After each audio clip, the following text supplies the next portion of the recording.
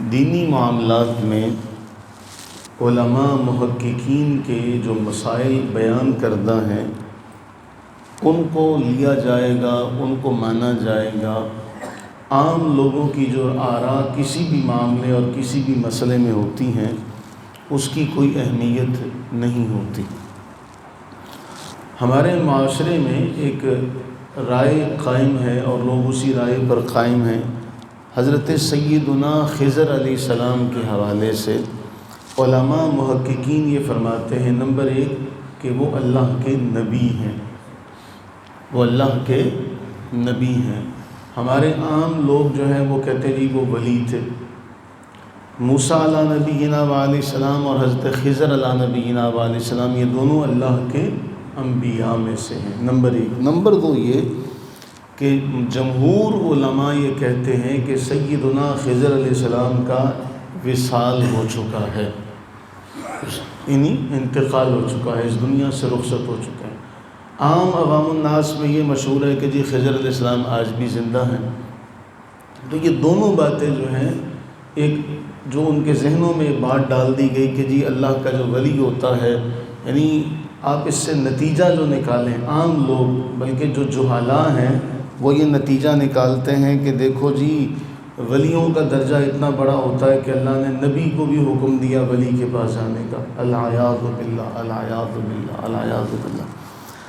تو دو باتیں بنیادی طور پر یہ یاد کرنے کے قابل اور لائق ہیں کہ خضر علیہ السلام اللہ کے نبی ہیں، اور دوسرا کیا ہے، جمہور علماء کے نزدیک آپ کا انتقال ہو چکا ہے۔ جو آج کی حدیث ہے اس میں یہ ہے کہ حضرت خضر علیہ السلام کو خضر کہا کیوں جاتا تھا؟ تو سیدنا ابو ہریرہ رضی اللہ تعالیٰ عنہ بیان فرماتے کہ رسول اللہ صلی اللہ علیہ وسلم نے فرمایا، جو لفظ ہے نا خضرہ، اصل میں خضر ہے یعنی سرسبز ہونا۔ تو کہتے ہیں اللہ کے نبی علیہ الصلوۃ والتسلیم نے فرمایا اگر سفید گھاس بھی ہوتا، وہ سفید گھاس پر بھی بیٹھ کر اٹھتے تو وہ بھی سرسبز ہو جاتا۔ ان کا مقام و مرتبہ اللہ نے اتنا بڑھایا، اتنا بلند کیا کہ وہ گھاس پر بھی بیٹھتے، گھاس سوکھی بھی ہوتی تو وہاں سے جب اٹھتے تو گھاس سرسبز ہوتی تھی، اس بنا پہ ان کا نام خضر مشہور ہوا، سرسبز۔ تو اللہ تعالیٰ نے ان کے ذریعے سے ایک فیض عطا فرمایا کہ وہ خشکی پر بھی بیٹھے تو وہ جگہ سرسبز ہو جاتی ہے۔ تو اب آپ اس سے اندازہ لگائیے کہ اگر خضر علیہ السلام کا معاملہ اور مقام یہ ہے تو امام الانبیاء صلی اللہ علیہ وسلم کا معاملہ اور مقام کیا ہوگا؟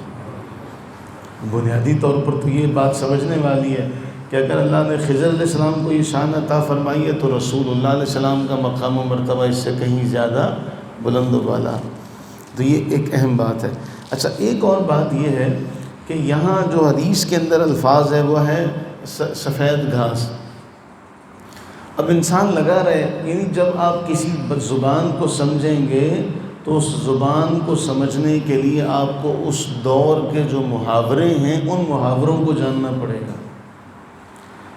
رسول اللہ علیہ السلام نے فرمایا سفید گھاس، عام آدمی سوچے گا کہ گھاس سفید کیسے ہوتی ہے،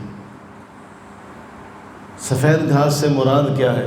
تو پھر وہ لغت دیکھے گا، لغت کی کتاب میں اسے پتہ چلے گا کہ جب گھاس خشک ہو جاتا ہے، سوکھ جاتا ہے تو عرب والے اسے بھی بیضا یعنی سفید گھاس سے تشبیہ دیتے ہیں، وہ کہتے ہیں گھاس سفید ہو گئی۔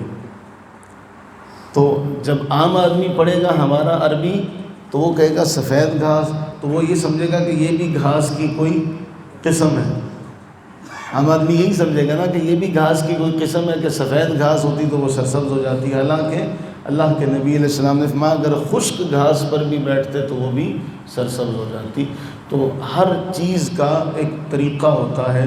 عربی زبان احادیث طیبہ کو بیان کرنے کے لیے انسان کو لغت کا سہارا بھی لینا پڑتا ہے کہ بھئی لغت والے اس کا ترجمہ اور تشریح کیا کرتے ہیں، علماء لسان جو ہیں، جو علماء ہیں زبان کے، وہ اس کے حوالے سے کیا کہتے ہیں۔ تو ایسے نہیں ہے کہ جی ہم نے عربی پڑھی اور ہمیں وہ عربی سمجھ میں آ جائے گی، بعض اوقات ایسے الفاظ بھی ہوتے ہیں کہ وہ انسان کی سمجھ میں نہیں آتے۔ تو میں اکثر جو بات کہا کرتا ہوں، جو بھی ہم نے کل بھی شاید پڑھی تھی، کہ ہے تو عربی زبان کا محاورہ ایک کہ کلام الامامی امام الکلام. حضرت واصف نے اس کو بڑا آسان سا پہناوا پہنایا کہ پیغمبر کی بات باتوں کی پیغمبر ہوتی ہے.